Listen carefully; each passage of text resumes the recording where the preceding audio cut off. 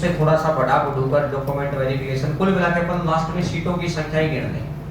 और जब अगर 1000 सीटें होती हैं तो कैंडिडेट वहां सेलेक्ट होते हैं 800 200 सीटें तो 100% ही खाली जाती है, क्योंकि पुराने पेपर बच्चे भी तो पेपर दे रहे होते हैं। अगर उनको ये लगता है कि यार लगभग वही पोस्ट आ रही है तो उसको रिजेक्ट कैंसिल मार देते हैं। सीएचएसएल वगैरह को छोड़ देते हैं, सीजीएल वगैरह पे लोग लास्ट तक अटेम्प्ट मारते रहते हैं। तो अब वो ये सोच लेते प्री में बच्चे जो 4 लाख बच्चे पास हुए कि यार अब तो, अब वो जो ये सोच के देखो जो मेंस में जो 4 लाख बच्चा बैठा था वो 4 लाख मेंस की तैयारी करके बैठा है, और जो सही पढ़ गया, अब मेंस आ गया, मेंस आते मतलब कहता ना कि अलग सलग पढ़ते रहे, पढ़ने को तो चाहे एक बार पूरी जिंदगी पढ़ते रहो, पढ़ाई खत्म नहीं होती है। डायरेक्शनल पढ़ाई बड़ी जरूरी है कि क्या पेपर में आ सकता है, अनडायरेक्शनल तो कुछ भी पढ़ते रहो देश में। अब वो 4 लाख तो एटलीस्ट बैठेंगे ना दोबारा प्री में, और उम्मीद ये रहेगी कि भैया वो 4 लाख में से कौन सा तो फेल होगा, कौन सा पास होगा, उसको गिनती तो उतनी गिरवानी है 3 साढ़े 3 लाख की। ऊपर है यार, मेरा ये कहना है कि काम अलावा कुछ काम है। अब वो जो 4 लाख पिछला प्री क्रॉस करके बैठे, इस बार के मेंस में, इस बार के प्री के एग्जाम में वो सारे के सारे बच्चे प्री पास कर ही नहीं पाएंगे, क्योंकि इस बार कुछ नए बच्चे भी तो शामिल हो रहे हैं और वो भी तो पास करेंगे।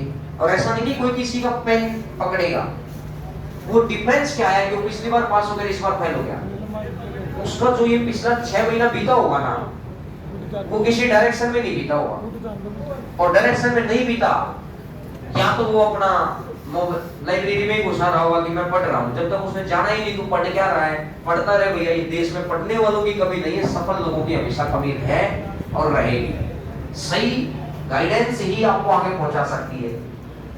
अब एक बात समझो, मैं यही कह रहा हूं कि जो भी बच्चा अगर बाई चांस तुम वहां तुक्के तो तब मारना जब तुम्हें ऐसा लगे ना कि भाई अपने तो गया सिर के ऊपर से, अपने तो 50-60 नंबर बन रहे हैं, अपने नहीं बस की बात, भर देना सारा पेपर, देखी जाएगी जो अकड़ पकड़ हम को। अगर तुम्हें लगे कि तुम 110 से शक्ति पे चले गए, 110 और 120 का घेर में तुम जा रहे हो, तो भाई मेरे फिर तुम तुक्के मत मारना, क्योंकि लिस्ट प्री की लिस्ट में डाउन नहीं जानी है, क्योंकि प्री क्वालिफाइंग है और क्वालिफाइंग एग्जाम के अंदर प्री की लिस्ट को कभी भी अप नहीं करता। बैंक इसका सबसे बड़ा उदाहरण है। बैंक इतने सालों से प्री को क्वालिफाई नहीं कर रहा, बैंक इसका सबसे बड़ा उदाहरण है। एसएससी अभी स्टार्ट हुआ है, इसलिए आने वाले 2-3 साल में तो फिर लोगों के दिमाग में सेट हो जाएगा, लेकिन हम लोग कहां से देखते हैं, यही तो एक्सपीरियंस है कि ऐसा काम हुआ तो भैया एक बैंक वाला या एसएससी वाला एग्जामिनर कहां से इस बात को कॉपी करेगा। ये मैंने आपको बता दिया। मैं आपका प्री पास होता है तो भी आपकी मेंस के लिए प्रैक्टिस सेशन है, आपका प्री पास नहीं होता है तो भी प्रैक्टिस सेशन तो करने ही है, वो सीएचएसएल में काम आएंगे, लेकिन एक मानसिक मजबूती मिल जाएगी आपको कि मेरे को दोनों एग्जाम में हेल्प मिलेगी। बस तो कोशिश करिए जितना भी समय आपका बचा हुआ है, जितना भी हमने पढ़ लिया है, अच्छे से रिवाइज करके जाओ। आपको 2-3 4-5 घंटे लगेंगे एक्स्ट्रा की यार थकान हो रही है, कोई बात नहीं है, थकान अच्छाई के लिए है, ये थकान घर परिवार की स्थिति बदलने के लिए, थकान भैया माँ बाप को कार गाड़ी में बैठाने के लिए, थकान अच्छी है।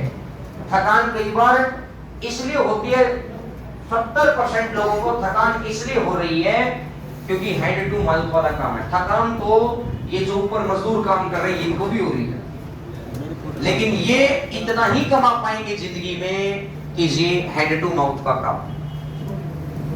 लेकिन आपकी थकान इतनी है कि इनसे कम है, और आप जिंदगी में उतना हासिल कर सकते हैं जितना कभी ये बेचारे सोच भी नहीं पा रहे। बस अपनी अपनी किस्मत का खेल है कि किस्मत ने इनको वहां पहुंचा दिया, अब उसमें कोई चेंज नहीं है। एट प्रेजेंट आपको अगर आने वाले 6-7 साल के अंदर, मतलब कहने के 2 साल में चेंज नहीं हुआ, अगले 4 साल वैसे ही बीतने, 6 साल में एक बार जहां आप सेट हो जाओगे ना, फिर आपकी लाइफ लगभग वैसी ही चलेगी, लगभग वैसी ही चलेगी। कभी ऐसा होगा ही नहीं कि अपन ये सोच ले कि 30 साल के बाद एक ड्रामेटिक चेंज लाइफ में आ जाएगा। वो भैया करोड़ों लोगों में से किसी एक के आता है, और उसी उम्मीद में फिर सारी दुनिया जीती है, वो बेवकूफ है। मेरा ऐसा मानना है कि इस वक्त तुम्हें शानदार मेहनत करनी चाहिए। थकान वकान आएगी, बी मैच्योर, आएगी तो अच्छाई के लिए आ रही है भैया, बिना थकान किए बिना पसीना बहाए भैया किसको क्या मिला है, सब कुछ समझ आई मेरी बात। बड़े बड़े ओलंपिक, पिछले ओलंपिक में गोल्ड मेडल आ गया, अगर वो मेहनत नहीं करता अगले ओलंपिक में उसका गोल्ड मेडल आता है क्या?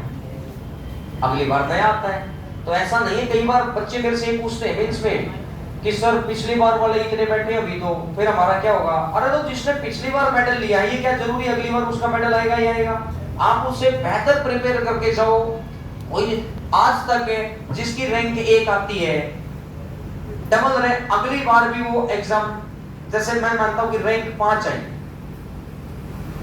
रैंक 20 आई, रैंक 50 आई, रैंक 100 आई, अंडर 100 आना अपने आप में बहुत बड़ी बात है, जिसमें टोटली बच्चे का योगदान होता है। अब मुझे एक बात कहो, उसकी मानसिक इच्छा हुई कि यार इस बार ना अंडर 10 आना चाहिए, वो पेपर देता है और नहीं आ पाता, क्योंकि उससे बेहतर 10 स्टूडेंट कोई और थे। जिस कंपटीशन में वो गया वो उनमें 100 में था।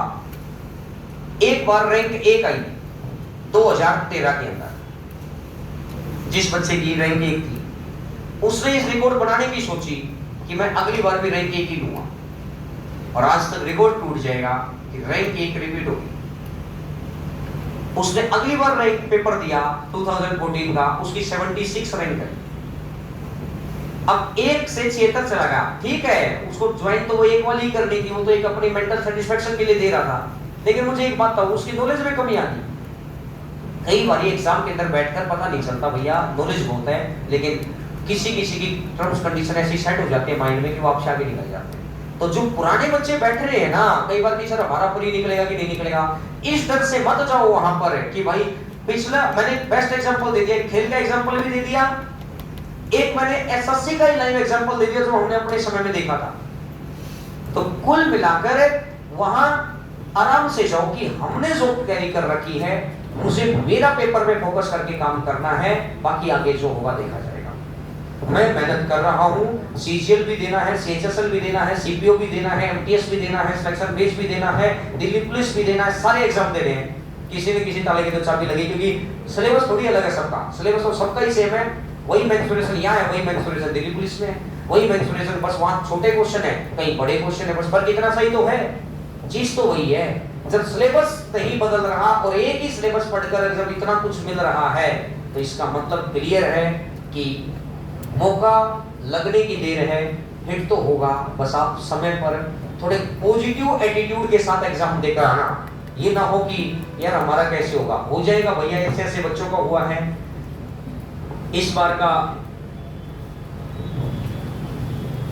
परवीन, मुझे उसकी याद नहीं है, वहां पे तो रैंक लिखी हुई है, परवीन आपके बैच में आया था, पता नहीं किस बैच में आया था, को एएसओ मिला है, असिस्टेंट सेक्शन ऑफिसर, अंडर 100 ही रैंक है उसकी, और वो पहले ही आया था, मतलब 10 जून को नहीं आ पाया था वो, और वो मैंने किसी बैच में बुलाया भी था, अपने हरिंद्रा क्लासेस के पेज पे तो पढ़ी है उसकी वीडियो, मुझे अच्छे से याद। अच्छा आपके बैच में नहीं आया, क्योंकि वो आया ही वो नंबर 3 में था, तो वो वहां तो आपका बैच था ही। तो उसका ना प्री के अंदर जो रैंक आई, उसकी प्री की रैंक थी,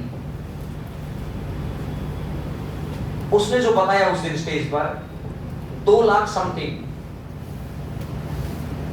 तो बोला, मैंने ये सोचा था कि मतलब ही नहीं है निकल जाए, लेकिन मेरी उम्मीद में लगा रहा। बोला मुझे सर की ये बात याद आ गई, सर ये एग्जांपल जो देते हैं बेस्ट एग्जांपल है कि आज गोल्ड मेडल, इस बार पिछली बार क्रिकेट की टीम ने वर्ल्ड कप जीत लिया, जरूरी है अगली बार वही टीम जीतेगी?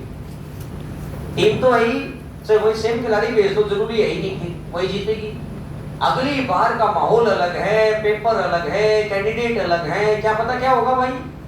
तो जब मैं मेंस में बैठा तो मेरे मन में ये तो कतई नहीं रहा कि 2,32,000 से मैं पीछे हूं। मेरे मन में ये रहा, वो दिन ऐसा था कि मेरी बस प्री क्रॉस हो पाया। लेकिन अच्छी बात ये रही कि मैं क्वालीफाई का नेचर का रह गया। और अब जब मेंस में बैठा तो वो अंडर 100 आ गया, दिन अच्छा निकल गया, नॉलेज थी। तो बहुत बार ऐसा होता है, तो भाई मेरे कतई मन में ऐसा डाउट ना लेकर आओ कि हमारा नहीं हो सकता, मैं तो रेलवे कर रहा हूं। मन से एग्जाम देकर आओ, 200% होगा मन से। जो ये जितने दिन से अपन ने तैयारी की है, अगले 6 से 7 महीने और क्योंकि इसमें एग्जाम भी हो जाएगा, आपकी सेल्फ स्टडी भी हो जाएगी, यहाँ का सिलेबस भी पूरा हो चुका होगा 2-2.5 महीने में। कुल मिलाकर बात ये है कि अगले 6-7 महीने बहुत क्रूशियल वक्त है। अपने आप का हौसला मत टूटने देना, चीजें 100% बढ़ जाएगी, 100% कह रहा हूँ।